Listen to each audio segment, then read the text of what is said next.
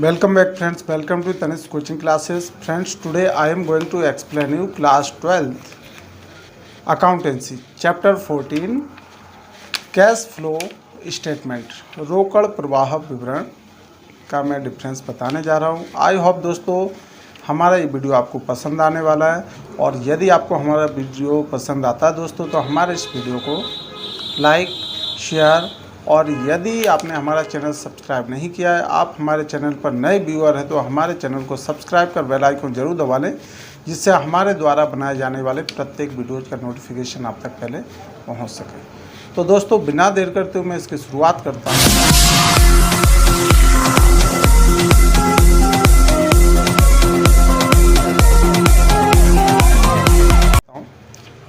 Question है right the difference between cash flow statement end fund flow statement.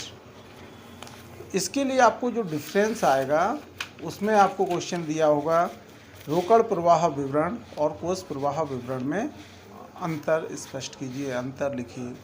तो पहले तो फर्स्ट पॉइंट हम देखते हैं इसका मीनिंग। रोकड़ प्रवाह विवरण cash flow statement show changes in cash position between two times period of business। यानी कि रोकड़ प्रवाह विवरण दो अवधियों के बीच रोकड़ में बिजनेस की रोकड़ में हुए परिवर्तन को दर्शाता है, और जबकि cash flow statement funds flow statement shows the changes in fund और वर्किंग कैपिटल। जबकि फंड फ्लो स्टेटमेंट जो होता है वो आपका कोष प्रवाह विवरण जो होगा, कोष प्रवाह विवरण दो कोष प्रवाह विवरण कोषों में परिवर्तन या कार्यशील पूंजी में हुए परिवर्तन को दर्शाता है। यानी fund flow statement shows the changes in the funds और working capital. Duration second point basis of difference में हम लिखते हैं क्या, ड्यूरेशन। ड्यूरेशन मीन्स होगा इसमें पीरियड, अवधि। तो cash flow statement is prepared for a shorter period, यानी कैश फ्लो स्टेटमेंट शॉर्टर दिया है यहाँ पे in comparison of fund flow.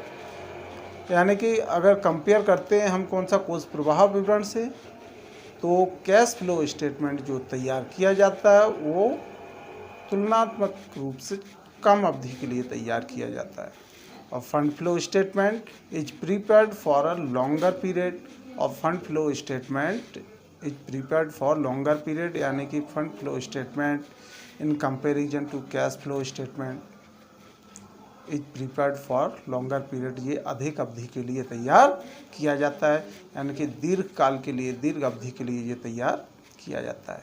Third point लेते हैं हम accounting concept. Accounting concept means लेखांकन की अवधारणा या गणना, लेखांकन की अवधारणा गणना।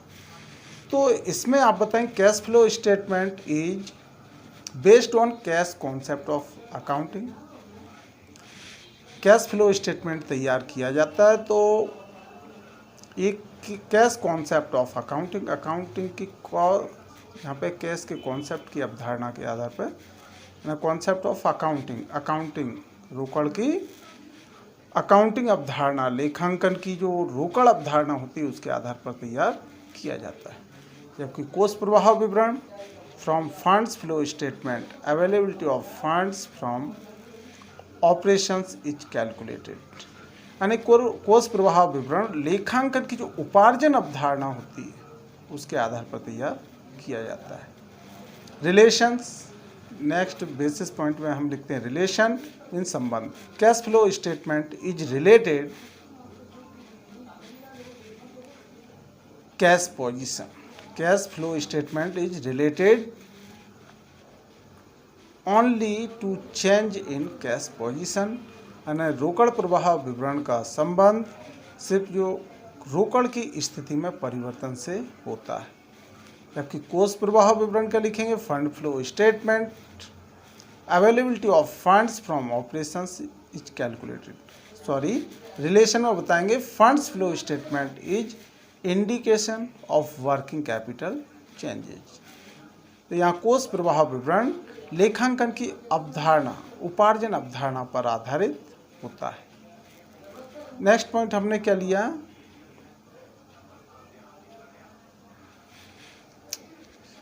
सॉरी ये पॉइंट्स आपका कैलकुलेशन पॉइंट्स आएगा 4th नंबर पर। कैलकुलेशन में आपको लिखना है इसमें in cash flow statement cash received from operations और फंड फ्लो, यहाँ पर from fund flow statement availability of funds of operations is calculated. Next point हम लेते हैं रिलेशन।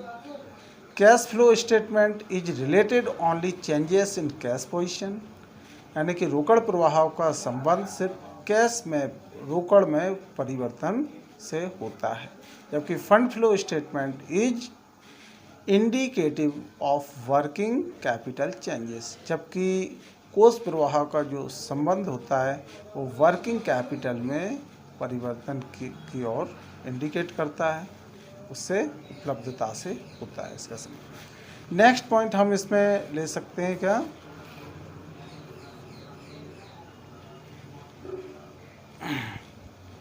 उपयोगिता usefulness. Usefulness cash flow statement is more useful for shorter term planning.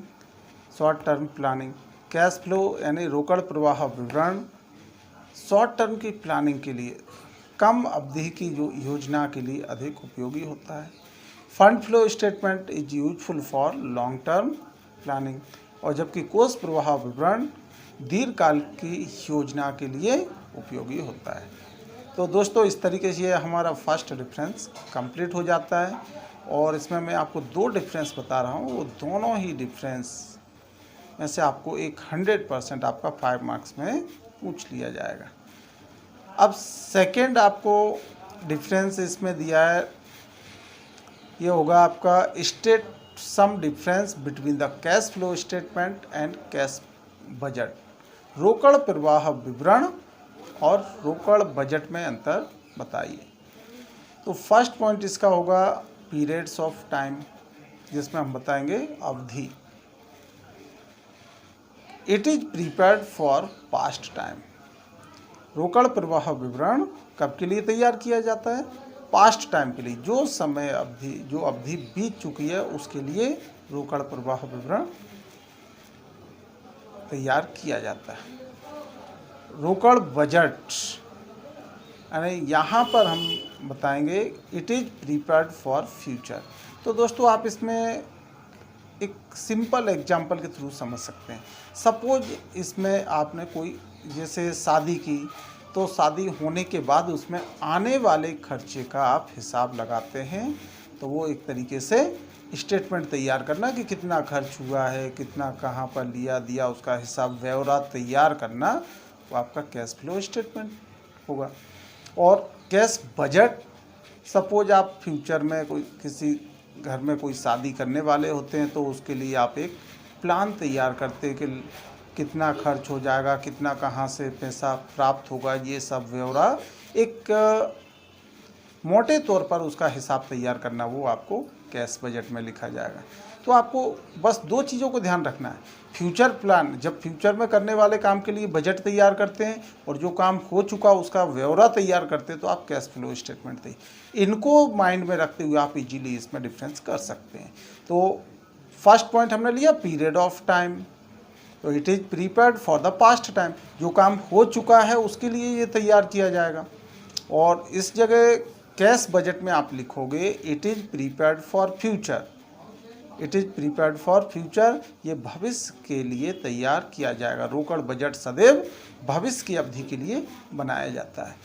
Second point लेते हो objective, उद्देश्य। It is determine previous sources. इसका जो उद्देश्य, रोकड़ प्रवाह विवरण बताता है कि पिछली अवधि में रोकड़ किन साधनों से प्राप्त हुई और उनका उपयोग कहाँ किया गया। क्योंकि रोकड़ budget it determines future sources of cash and applications for cash. तो रोकड़ बजट बताता है कि भविष्य में रोकड़ कहाँ से प्राप्त होगी तथा कितनी प्राप्त होगी, ये हमें रोकड़ बजट बताता है। फिर प्रकृति, नेक्स्ट पॉइंट आता है नेचर। प्रकृति मीन्स नेचर। तो it is analysis is previous financial statement of cash. It analysis is previous financial statement of cash. ये आपके रोकड़ के पिछली अवधि की वित्तीय स्थिति का विश्लेषण करता है। और फिर आप लिखते हैं कैश बजट में, तो it analysis future financial statement, ये भविष्य की वित्तीय स्थिति का आकलन करता है। तो रोकड़ बजट यहाँ पर पिछली अवधि का क्या करेगा, ये विश्लेषण करता है, एनालिसिस करता है। जबकि आपका रोकड़ बजट यानी कि रोकड़ बजट जो होगा भविष्य की वित्तीय स्थिति का आकलन करता है, एक अंदाज़ा लगाता है। नेक्स्ट पॉइंट आता है समंको। समंकों की प्रकृति यानी कि बेसिस ऑफ मेकिंग, किसके आधार पर ये तैयार किया जाता है। तो यह इसमें आप लेंगे it is prepared the comparison of two periods of time. ये दो अवधियों का इसमें लेखांकन के पिछले वास्तविक समंकों के आधार पर तैयार किया जाता है। इट इज प्रिपेयर्ड कौन सा, एक्चुअल डेटा, जो प्रीवियस आपके पिछले समय की पिछली अवधियों का जो डेटा होगा, पिछले 2 पीरियड्स के डेटा के बेसिस पर इसका ये तैयार किया जाता है। और जबकि कैश बजट में आप लिखेंगे it is prepared future estimation, और ये अनुमानित या काल्पनिक समंकों के आधार पर तैयार किया जाता है। ये काल्पनिक भविष्य के लिए जब तैयार किया जाएगा तो एक कल्पना आप कर सकते हैं कि कितना खर्च होगा, कितना हुआ, ये आपको रोकड़ बजट से पता लगेगा। तो आई होप दोस्तों ये आपको डिफरेंस पसंद आया होगा, हमारा वीडियो बहुत पसंद आया होगा। और यदि आपको हमारा वीडियो पसंद आया दोस्तों तो हमारे इस वीडियो को लाइक, शेयर, और यदि आपने हमारा चैनल सब्सक्राइब नहीं किया है, आप हमारे चैनल पर नए व्यूअर हैं, तो दोस्तों हमारे चैनल को सब्सक्राइब कर बेल आइकन ज़रूर दबा लें। तो आज के लिए दोस्तों इतना ही, मिलते हैं नेक्स्ट वीडियो में, तब तक के लिए बाय बाय।